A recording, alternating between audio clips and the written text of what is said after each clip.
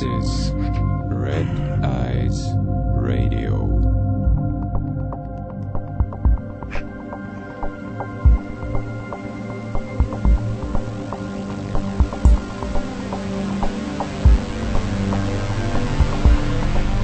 Hello my friends and welcome to Red Eyes Radio. Thank you for tuning in to bbsradio.com, or if you are listening from the archives sometime in the future. My name is Henrik Palmgren and I'm coming to you from the west coast of Sweden, and I will be your host for the following hour. Today we have a very interesting program for you. Our guest is Tom Horn from RaidersNewsUpdate.com. And I've been eager to get him on the show for a while now, so I'm very excited about this program. I think that the first time I heard Tom Horn was on a very interesting series that he did together with Stephen Quayle on the Q-Files about psychotronic warfare, transhumanism and singularity. Tom has a very interesting take on what is known as the Stargate and Stargate technology and the many things surrounding that concept, like everything from mind-controlled cyborgs to cloning and more esoteric stuff and occult rituals. And Tom at least reminds me a little bit in his research, a little bit about people like Michael S. Heiser and David Flynn, but he encapsulate this in a broader picture and takes it a step further, which I think is very interesting stuff. And I also want to mention that Tom Horn is the co-author together with Nita Horn to the fiction book The Ahriman Gate. He has also a very interesting 14-part article series on his site called Stargates and Those Invited Through the Portal. He also now hosts the Q-Files on Thursdays, if I remember correctly, and his most recent project that I know he's involved in is an online magazine called Anomalous Magazine. And wow, Tom, you're all over the place, and you seem to be a very busy man, so I'm very glad to have you here. Welcome to the program, Tom. Well, Henrik, thanks for inviting me on your program. It took a bit of juggling on both of our parts to put this together, but I'm glad we was able to work it out. And yes, you're right, I'm busy, and somehow I keep telling myself every week that after this week it's going to slow down, but it never does. It never does, yeah. It never does. Life doesn't stop on us, I guess. I guess. Yeah, I'm very, very glad to have you here, and as I said, thank you for taking the time.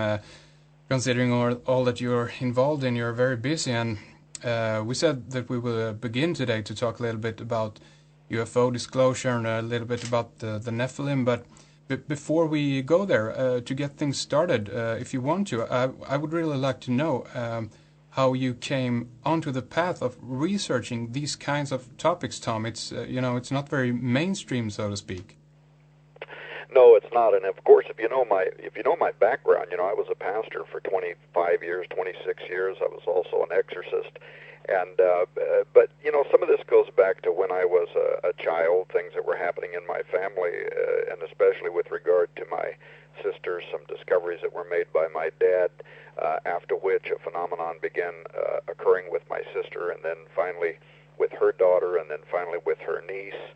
Seemed to be kind of a generational phenomenon that as a pastor I only years later began recognizing as being equivalent to what some people would refer to as alien abduction phenomenon. And it was no part of our worldview. I mean, I was raised in a very conservative home. We weren't allowed to, as children, we weren't allowed to think about such crazy things as that, and for that matter, but that many decades ago there really wasn't any widespread ideas or established criterion for what alien abduction might be defined as being. Yeah. It was only years later when I was pastoring and I was a researcher and I was doing some other research for a book that I was writing that I began discovering redundantly around the world that people were reporting the same kind of phenomenon that I knew had been experienced in my family with regard to my sister and her daughter and niece. And that, as a family, we had covered this up. I mean, we didn't talk about it at all. So I saw that it was happening, and then as I began researching the phenomenon, I believe that I find that it's happening from the beginning of time. And so that was kind of what led me to trying to determine, what is the phenomenon? Yeah. If this is real, what are these intelligences? Why would they be doing what they're doing? What does it mean to us as a species, as people, existing on this planet and trying just to live our lives day to day? And what was this redundant report that was given throughout all of these various civilizations down through time, where they also talked about these beings interacting with the human race, and typically, of course, in ancient history, they're referring to them as the gods. Yeah. But it was that puzzle, and that just, I guess maybe I'm kind of like the curious cat. Hopefully I don't get killed like the curious cat, but, I just wanted to find out what the phenomenon meant, and it led me in places I never expected to go. Ah, interesting. And have you, if you don't mind me asking, have you personally been having these experiences? No, I never did. But that's a long and detailed story that would require 2 or 3 of your 1-hour program. Yeah. Okay. To discuss. But it simply was a phenomenon that I was at arm's length from. Yeah. And because I knew the people who were experiencing these things, I knew that these were honest people. These were stable people. Yeah. They weren't mental patients. And they didn't want what was happening. It wasn't like they were inviting it to happen or looking for it. It just was something that suddenly interrupted their lives. Yeah, and you have, I think, come onto a very interesting path in researching all this, and of course you have a biblical perspective, I guess, on this, all these things that are happening. And did this was this something that was with you all the time, so to speak, or did you come up to this to the biblical perspective as towards the end of this research process? Well, I would say actually both. I certainly started out with a bias towards a biblical worldview because it was the way I was raised, and Henrik, all of us are raised within a particular kind of worldview. It's established in us when we're kids, and as we grow up, we try to make the things around us make sense within the context of our upbringing. Yeah. Sometimes, we, especially when we're teenagers, we get kind of rebellious, and we beat against the we beat against the perimeters that society and our family have put around us. But for the most part, we usually typically come back. The one thing, though, I will say, and the way I was raised and the way I've raised my children is to be honest. Yeah. And you can only defend the defensible. In other words, what you believe needs to be solid in terms of both its theology and in terms of its scope, its worldview, its history, its geopolitics. It needs to be something that has some historical basis in reality, or at least in scientific reality. Of course. And so for me, I started out with a bias, but I was open-minded about the research. The research actually brought me back to many of the things that I had believed in the first place. And I certainly do today have a solid biblical worldview. But I would not compare myself to people who tend to go out of their way to offend those who don't agree with them. That's not my style.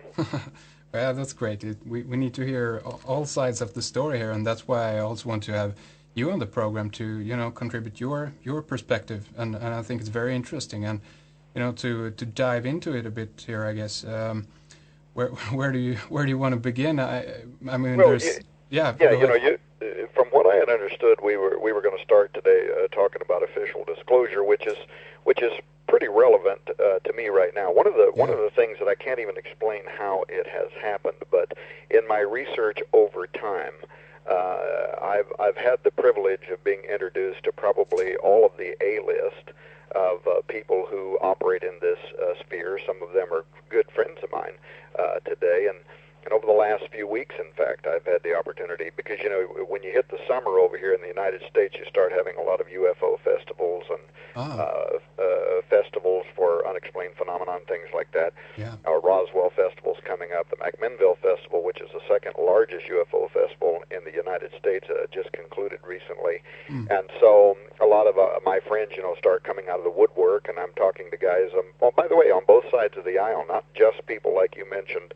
Mike Kaiser, David Flynn. Those guys are friends of mine. I have real respect for them. Yeah. I have friends who don't agree with me or them. I mean, you know, guys that have a completely different way of looking at things.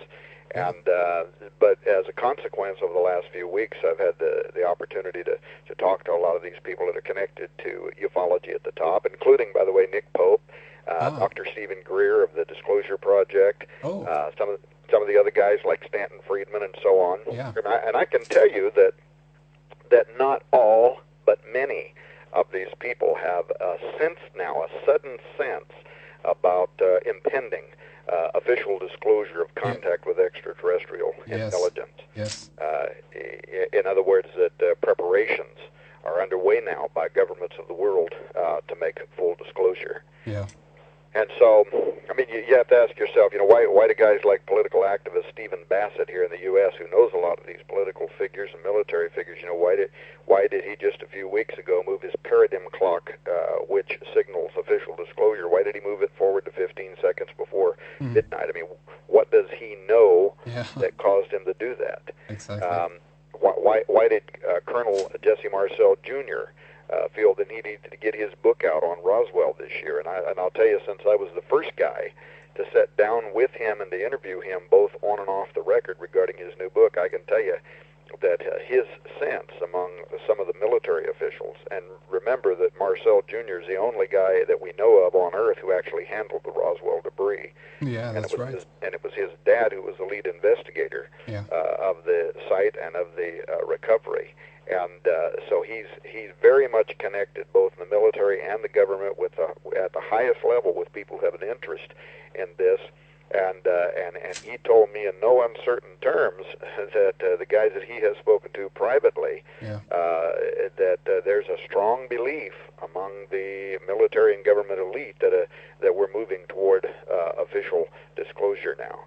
And by the way, I also think that there's some stuff that could come out of the woodwork here. I mean, the extradition and trial of Gary McKinnon.